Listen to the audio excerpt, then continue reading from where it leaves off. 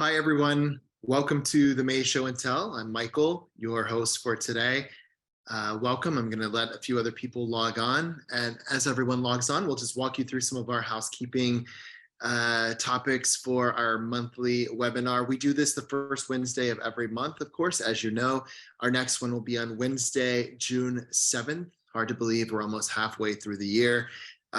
This is just a chance for some of our global team to come together once a month and share with you some things that are currently inspiring us. Every meeting is really free flowing, and we hope that you leave feeling very inspired and educated about some really cool things that are happening in our world.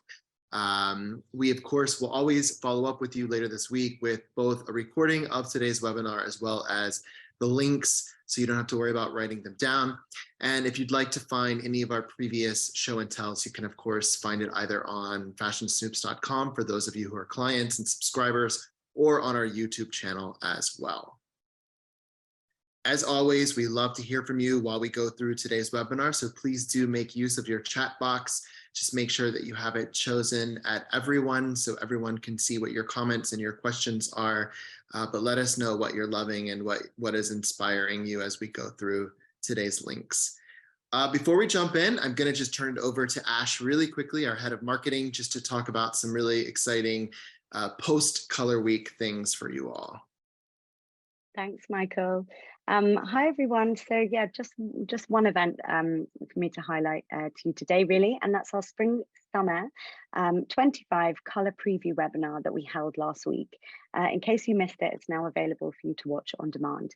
So just a little bit about the event. Our Director of Color, Joanne Thomas, and our Director of Visionary, Hallie Spradlin, take you through 3 of our 5 global color shifts and the must-have hues for the season. They analyze how color is evolving in relation to the global cultural climate, and they share the intelligence behind each shift. They also advise on how best to activate the colors across all markets, materials, and consumer groups. It's a really great webinar. You don't have to be a client to watch it. Just head to fashionsnoops.com. You'll see the banner on the homepage, which takes you through to a page where you can download the presentation as well as the recording. And that's it from me. Thanks, Ash. Yeah, for those of you that didn't get a chance to check it out, please do. What a great, inspiring week of webinars we had. So thank you to the team for that. Great. We're just going to get to our links for today. Give me 1 second. And I think we're going to kick it off with Peter. Hi, Peter. Hi, everyone. Hi, everyone. My name is Peter Ketchkush. I'm a pen and graphics analyst here at Fashion Snoops. And I'll be sharing some very exciting links with you today. For those of you that don't know, I live and work in Manchester in the United Kingdom. And recently I had the privilege of visiting the New Cinema Days, which is a new initiative that explores the future of cinema and is by a company called Abandon Normal Devices. Just before we jump into the first link, I want to give a bit of an introduction to what you're about to see. So what I saw there was a performative, immersive AV installation with a plot generated completely by AI. So it's super exciting. It was by an artist collective called Lorem. And this is the kind of introduction to the piece. What happens when ruptures briefly reveal what is behind the veil of our reality? Will we know the difference between dreams and reality? The interactive work explores the relationship between fiction and truth in the age of artificial intelligence through an aesthetic that challenges our perception of inner and outer landscapes. So we can just go ahead and play the first link.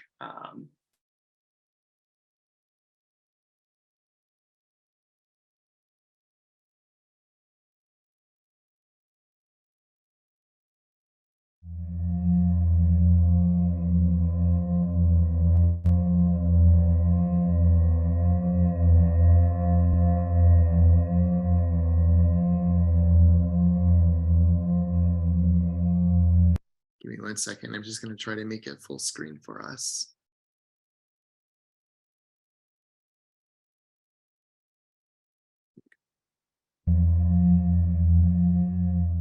I'm Francesco D'Abbraccio and I work on the project Lorem since 2016. I am presenting here at Elevate Festival in Graz.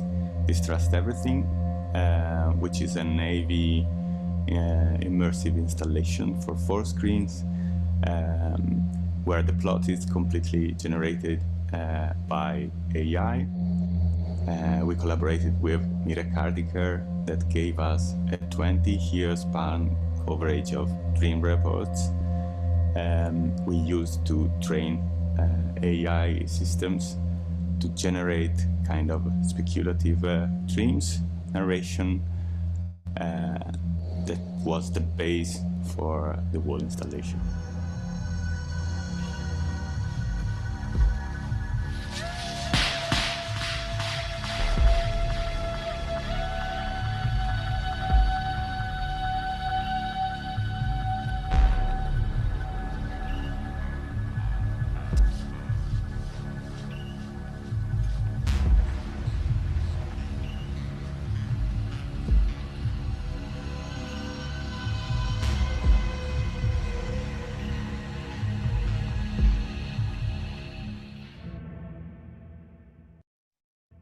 Okay, so the reason why I wanted to bring this link today is because I definitely heard a lot of conversations online about, AI's place in design and art, and I think a lot of people are questioning the true creativity behind AI. And it was nice to see the artists actually present at this installation and talk about how, for them, AI is, they use it as a tool to really collaborate as humans. So it kind of explored this gray area between human and AI, which I found was really interesting.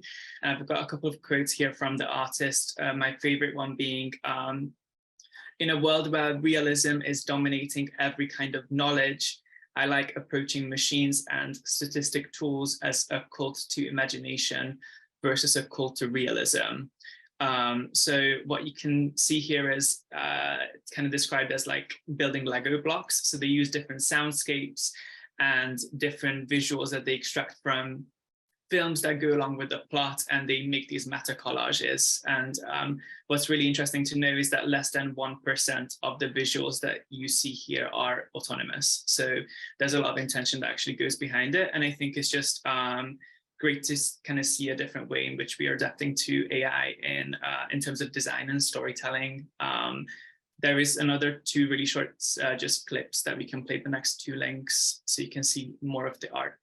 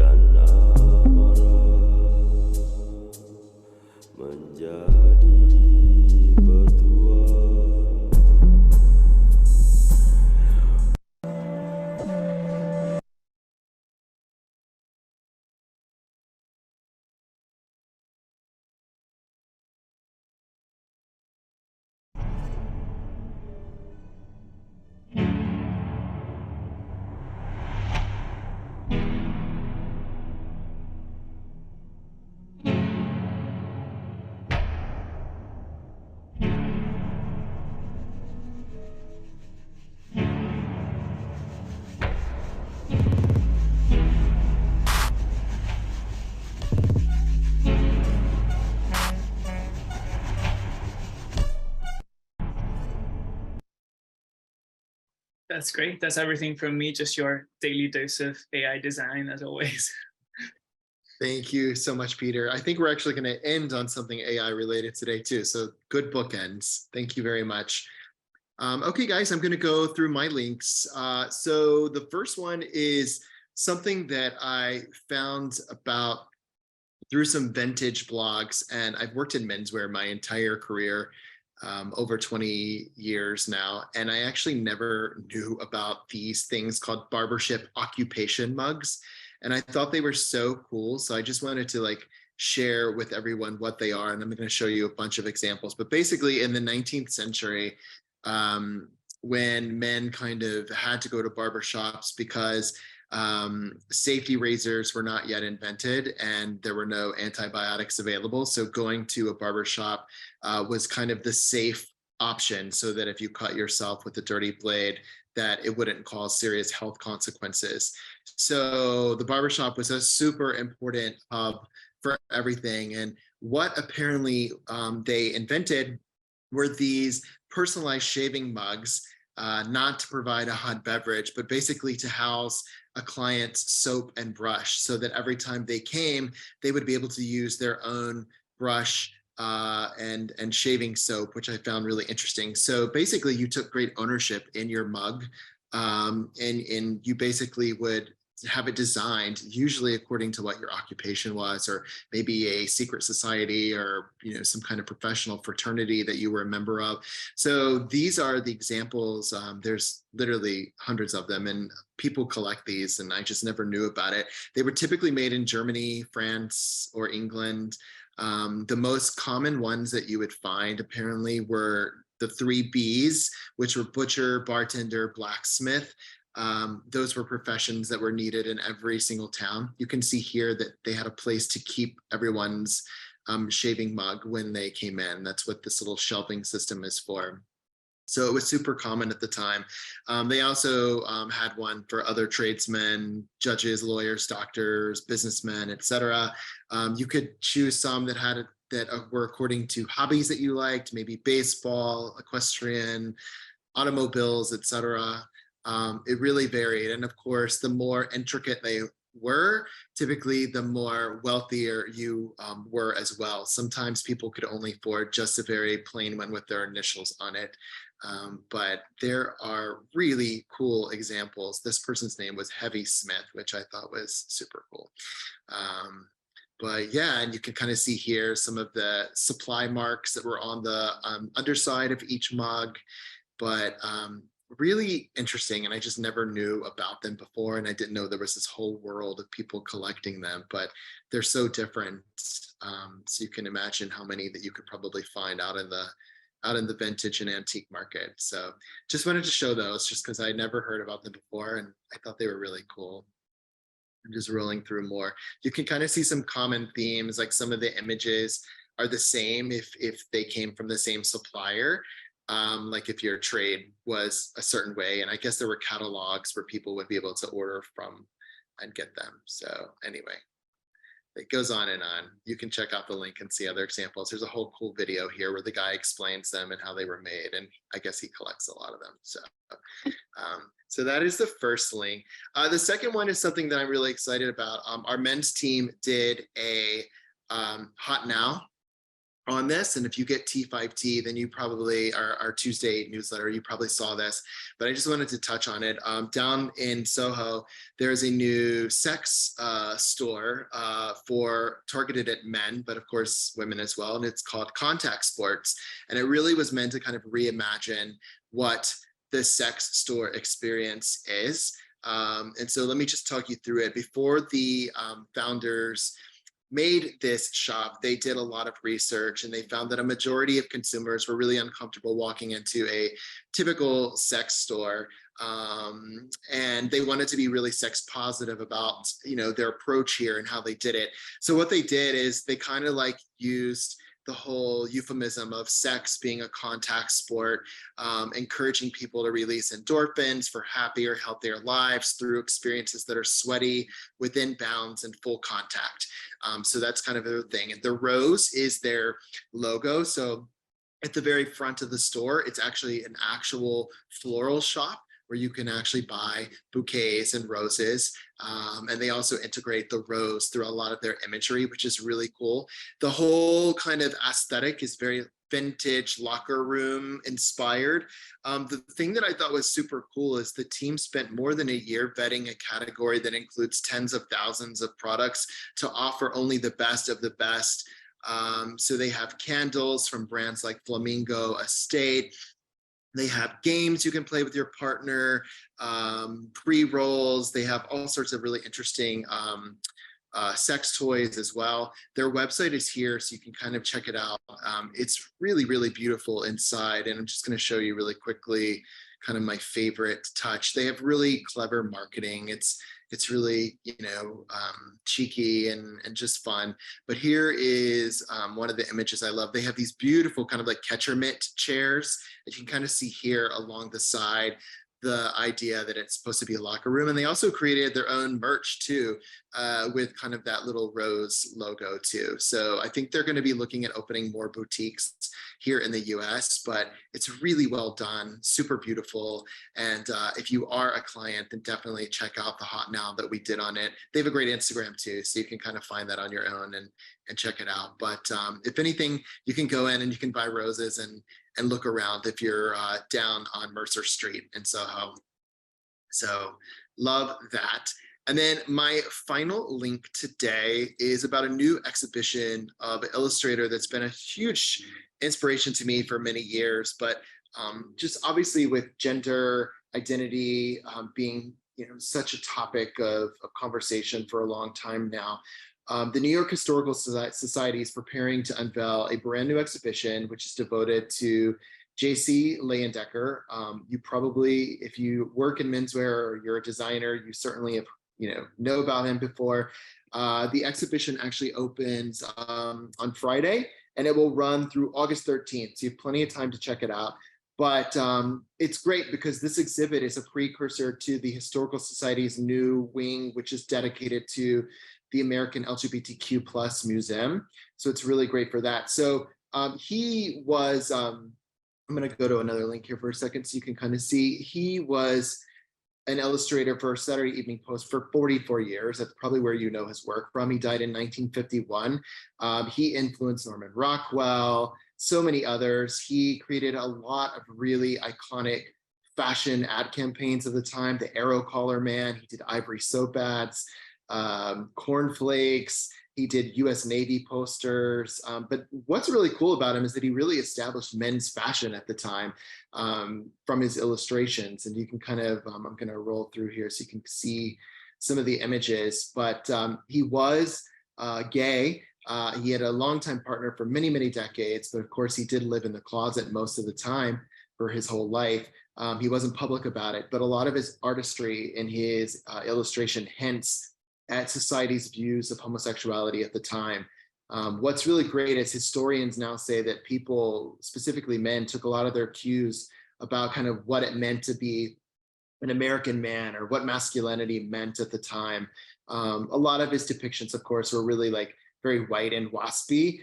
So they don't really necessarily fit in with what our world looks like now. But then with the very Ivy League kind of themed, aesthetic that was so prevalent at the time, you can kind of see a lot of that. This is a really early one from 1905, and it was in the Yale Boathouse. So just a lot of really iconic ad campaigns over time have been really inspired by him. So if you are in New York this summer, go check it out. I'm going to go check it out soon. I also wanted to show you, this is a book that I've had on my bookshelf for years. This is the book they're selling at the exhibition, but it's been around for years. It's a really big coffee table book.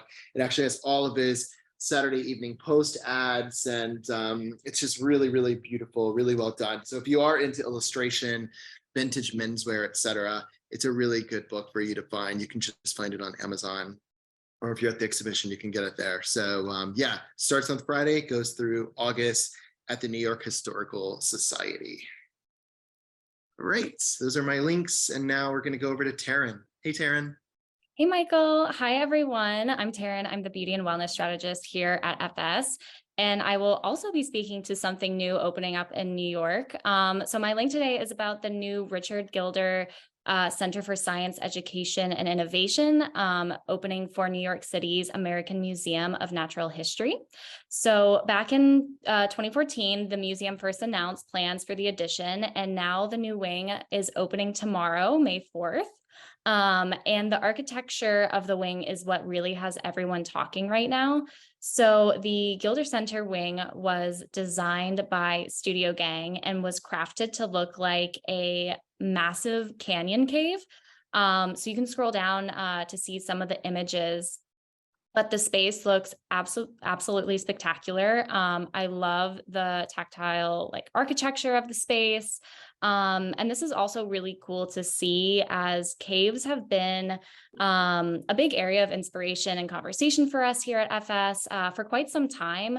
We actually explored caves and cavernous architecture pretty heavily in our fall winter 22-23 design aesthetic refuge.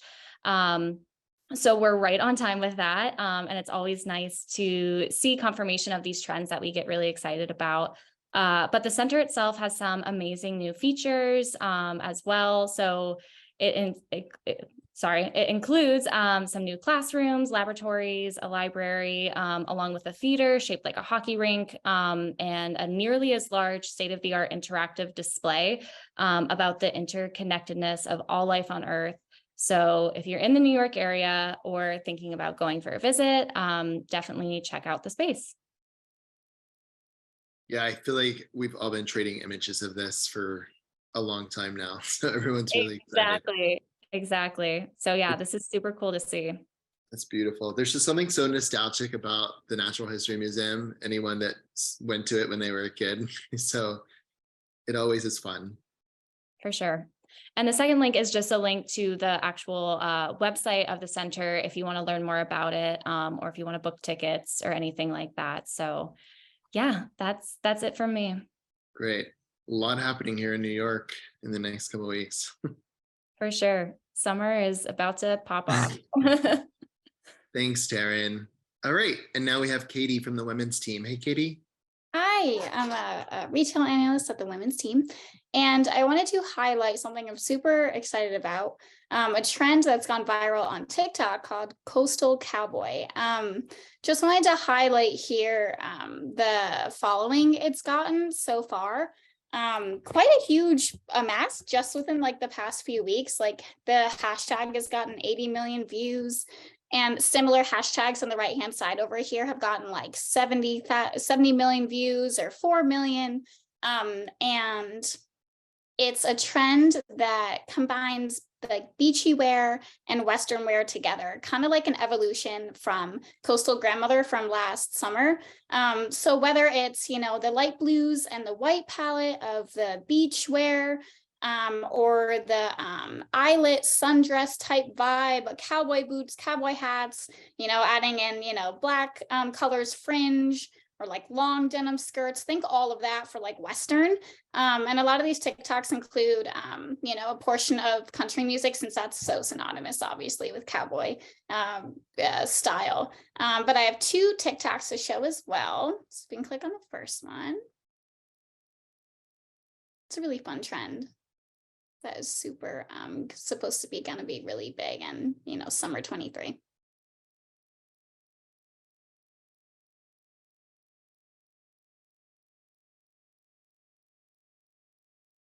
Last night we let the liquor talk. I can't remember everything we said, but we said it all.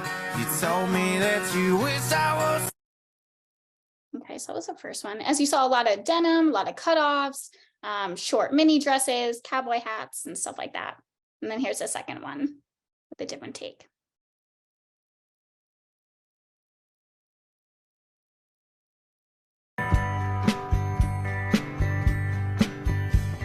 You say you like the wind blowing through your hair. Well, come on, roll with me till the sun goes down. Texas sun. Say you wanna hit the highway while the engine roars. Well, come on, roll with me till the sun goes down. The Texas sun, oh yeah.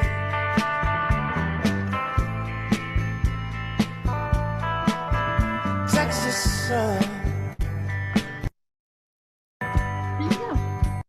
It's fun, as you saw there. You could like dress it up, dress it down, pair it with a blazer, put it with a tiered skirt. It just seems like a really fun trend, and I am super excited to try it out this summer. Definitely in the zeitgeist. I feel like Coastal Grandma was very New England, and I feel like this is like Cali, like it's like very Cali coastal cowgirl, right? Like Yes, hopefully, yeah, agreed. A little more bit of love. Western, yeah, a little Mhm. bit of coastal. I don't know, very fun. Yeah, yeah, I like it. Yeah, super excited. Cool. Yeah, Melissa from Women's Team is saying very attainable, good for festivals coming up. I agree. It's true. Gwen is not a big fan. Gwen is saying she's in Denver, not into it. I Gwen's love gonna it. teach us how to do it well. Yeah, So- Gwen, please share your TikTok next time. We want to see what you do. Okay, cool. So Nico, you're next. Hey everyone, Nico here from the culture team.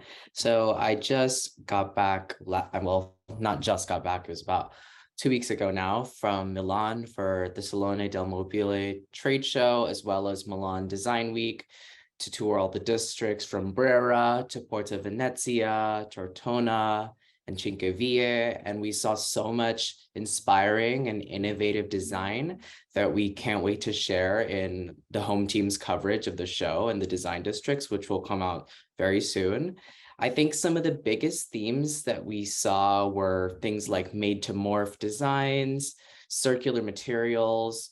We saw a lot of algorithmically driven design, and also, of course, wellness through design. So I just wanted to show you all a couple of innovative projects that I saw at the Alcova exhibition, which ended up being my favorite event of all. There was so much newness from independent designers and smaller studios. So what you see pulled up now is a project called Sense Biome 2. And this is an environmentally interactive installation that's using these biopolymer lattices that are able to change color based on exposure to ultraviolet radiation exposure. So it's kind of signaling real-time changes in wherever the location is and their solar radiation. So as you can see in this photo that's on the screen right now, there's some of this yellow, but also this darker kind of mauve-y pink.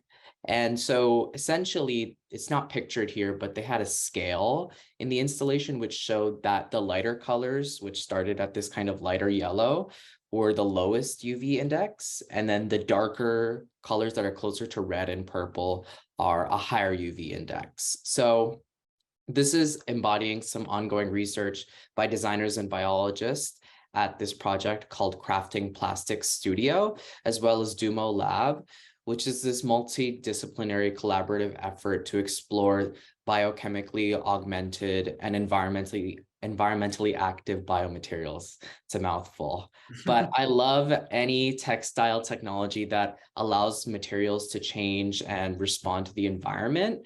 We saw another really strong example of a similar idea from the brand Stone Island, which showcased this jacket, which is treated with a thermochromic, heat-sensitive ink, and it reveals the vast spectrum of colors and also unexpected degrees of iridescence. So that's the first project that I wanted to show y'all. The second one is by a Copenhagen-based studio called Natural Materials Studio, and this project is called Brick Textiles. So these are soft biotextiles that are made actually from surplus bricks. Super unexpected just because of the quality of the end product, but they worked with this Polish designer to create the textiles from repurposed bricks that were classified as waste after demolition projects. So this is a combination of crushed bricks that have been bonded together with Procell, which is a home compostable protein paste bioplastic, and also pigments that were developed by the Natural Materials Studio. And I really love the way that they take a material that's so dense and solid and turn it into something that is pliable and rubbery and transparent. I got to touch it. It almost has, I don't know what to compare the texture to, but like maybe like the inside of a shower curtain, like a shower curtain liner. It's like very plasticky and rubberized. And I think this kind of out of box reimagination of everyday resources is the kind of thing that really drives material innovation. It's cool. It reminds me of like fruit roll-ups, so like some kind of Italian ham or something. It's so true. I wanted to say it's like prosciutto. Prosciutto, yeah. Because we're in Italy, so it's just in my mind. Wow. Forbidden prosciutto. I don't think I've ever seen anyone use bricks as a starting point for something like this. So Yeah, there was so much really cool innovation like that happening at Alcova. So if any of you get a chance to go to Milan Design Week next year, that I would put that at the top of your list. It's my favorite. wow. Thank you, Nico. Yeah, so that report for those of your subscribers, I guess will be out really soon, right, Nico?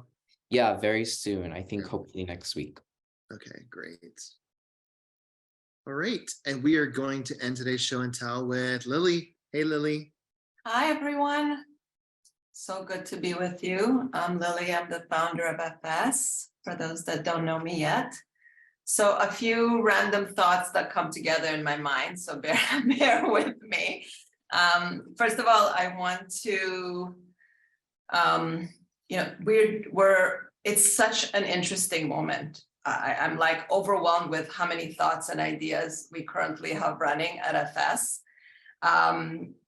I want to first off invite all of you that are clients and are in the New York area. I will be in New York May 24th, and we're doing a get-together event where honestly, I just want to see some of you face to face and give you warm hugs, and also have the opportunity to sit around a square table, not a round table, and talk about some of the amazing things that are changing and all the new and exciting ways that we could do things differently, think differently, or cause change. So any of you that did not see that invite from me, I think Danny, thank you. Thinking 10 steps ahead. There's a link below. If you want to join us, please do. I'd love to see you. So yes, a lot of conversation about AI that we'll be exploring, but not just AI. And I'm a fan of podcasts. Anytime I can get my hands on a good one, and we share a lot of them internally. I listened to this one, and I think I'll listen to it again. And now I discovered all these amazing different podcasts that Kevin Kelly does on his own. So Kevin Kelly is a founding executive editor of Wired magazine. Of course, you guys know he calls himself the futurist.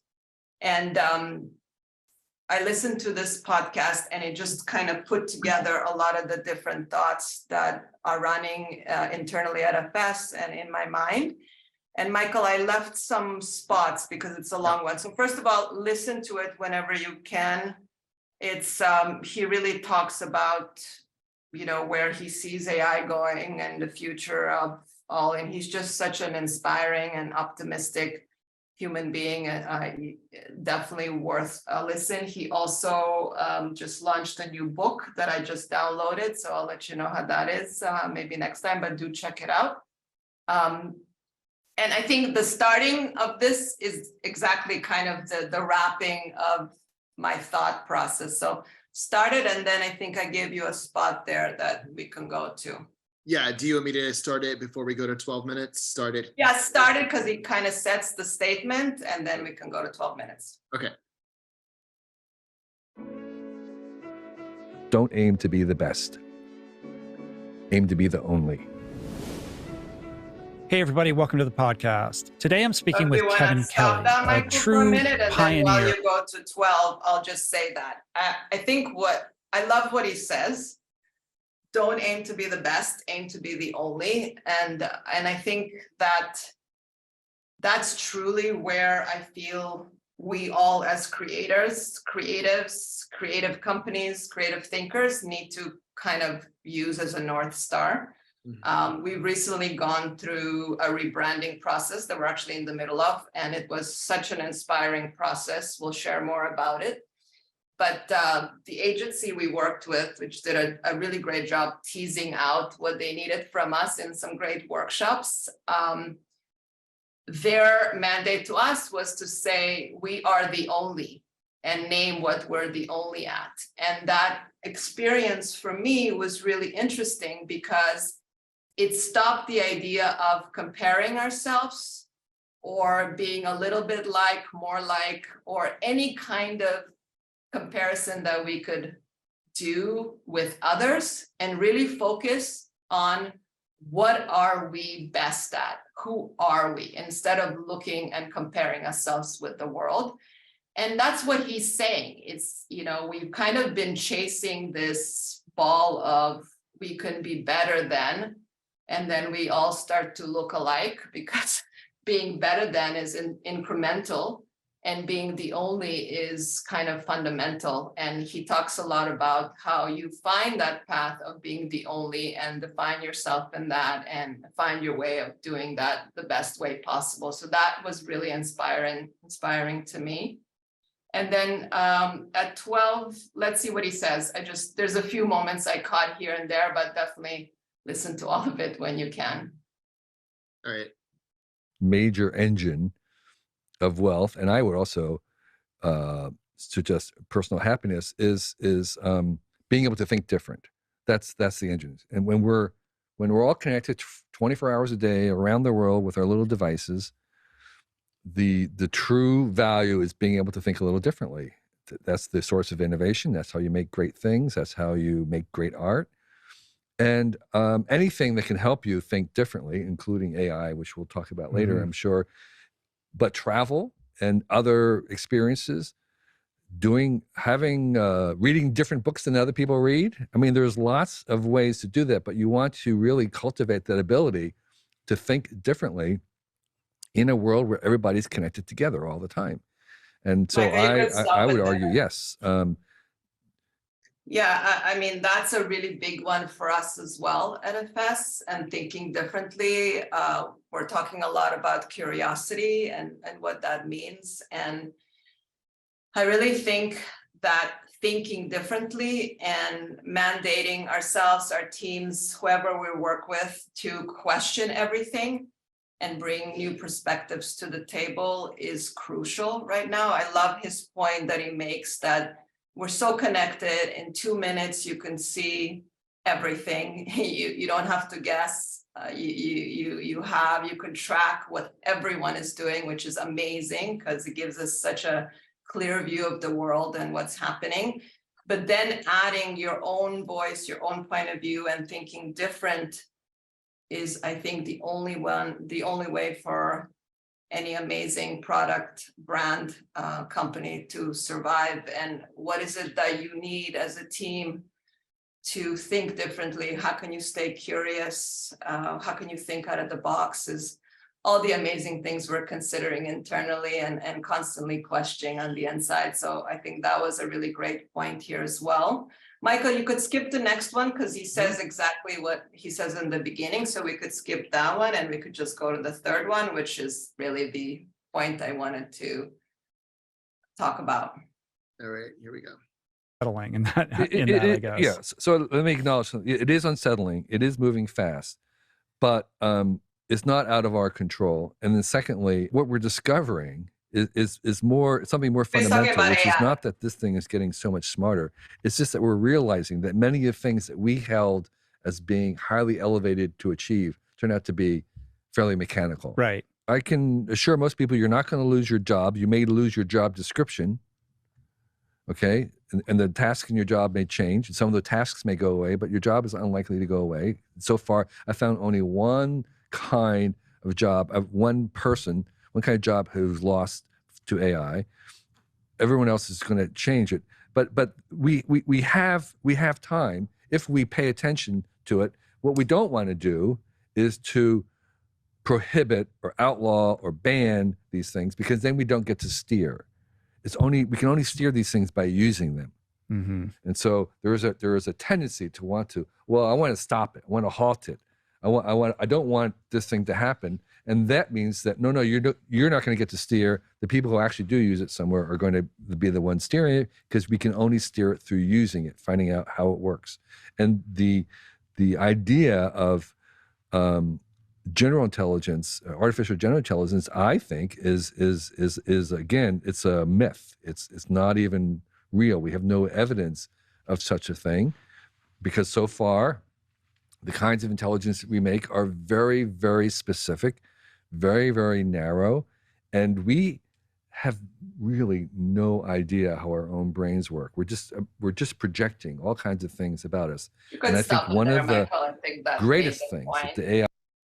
So, I mean, that just blew my mind, because I think that we're having such, an incredible conversation about AI, and a lot of points in people that we're speaking to or listening to, there's as much as there is excitement about the possibility. I mean, I honestly sit in a lot of excitement about it. I think our team does as well.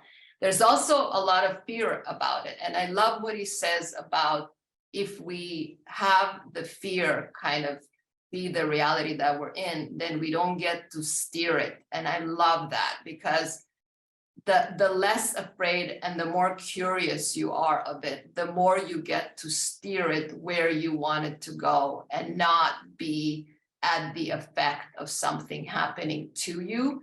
And again, staying curious and really noticing, like he's saying, we've been able to program things that we thought were hard to do, and they're now really easy. So really considering internally in your teams, what can we now move over to AI, and what does that allow us to do? What do we have more time to actually invest in and do now? So, I mean, there's so many great points here, but those two really stood out to me. You could either be in fear or you could steer it. And the other one is like sequencing everything that we thought was difficult is actually really easy. And what does that mean? To me, the big questions, and that's what we're asking inside, is like, wow, what an incredible tool for a designer. How will this change how we create? Like, my mind is just blown with what,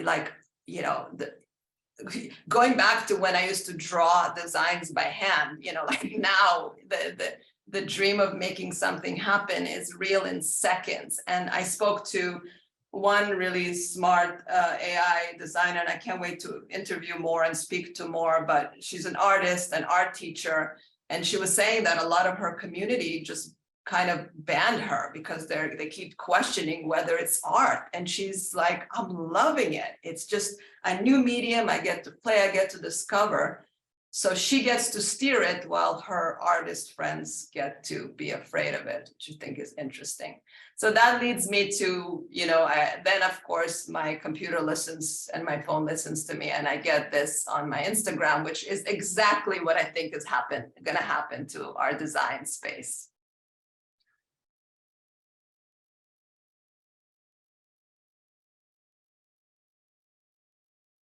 Fashion designer. Yesterday, I was trying the AI drawing tool for the first time. I have to tell you, this thing is insane. That's my work with hand drawing sketches, and that's what AI can do with my designs.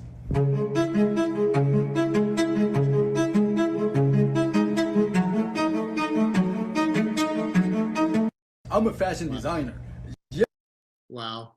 Yeah, so I mean, if any of you are afraid of it, I would just say play with it, because I mean, who wouldn't want to see their ideas come to life in seconds? And I had Michael, if you could turn it off, because I get busy. But I had the opportunity to work with this artist to just be like, okay, I'm imagining this coming out of this and streaming into this, and boom, like 3 minutes later, it's there. So, be curious. It's a door into making what we're imagining in our brain real, quicker than ever before. So as a creator, who wouldn't want that, honestly? So we're excited, and we're going to play with it and explore it and bring a lot of newness to the table at FS with it. And we want to talk about it with you guys because we want to steer it together. Yeah, our menswear team is actually having fun with it right now. We're doing our seasonal narratives for fall winter 24-25, and the one that's based on our immersive design aesthetic. we decided as a team that for the first time ever, we were going to do an entire mood board that's all AI generated. Yeah. So everything will be fake, but it'll look real and look amazing. And we're having a lot of fun kind of doing the research around it. So That's awesome. Yeah, great. Lots of threads of thoughts like that, Michael, everywhere else for us as well. But yeah. So thank you for listening to my. yeah, and Kevin Kelly has the book that you mentioned. You linked to it there on the links. Yeah. So you guys want to look up his stuff? Yeah, take it. It's great advice on living, he calls it. And so, I mean, I'll dig in myself. So I can't vouch that it's a good one. I think it will be a good one, but check it out for yourself. I usually really enjoy his insight as a futurist versus other futurists because I tend to find that he's more down to earth for some reason. Like he's also very optimistic, right. which I love. You know, he's like, you know, he's just like so positive and life is good and it's good energy. So yeah, not dystopic at all. yeah. Thank you guys. Thank you everyone for joining us. Yeah, thanks for joining us. Again, we'll follow up with you in just a couple of days with today's recording and all the links. You can dive in yourself, and we hope you have a great May and that you're enjoying beautiful spring wherever you may be. And we'll see you back here on Wednesday, June 7th for the next show and tell. Bye-bye. Have a good day. Bye, everyone.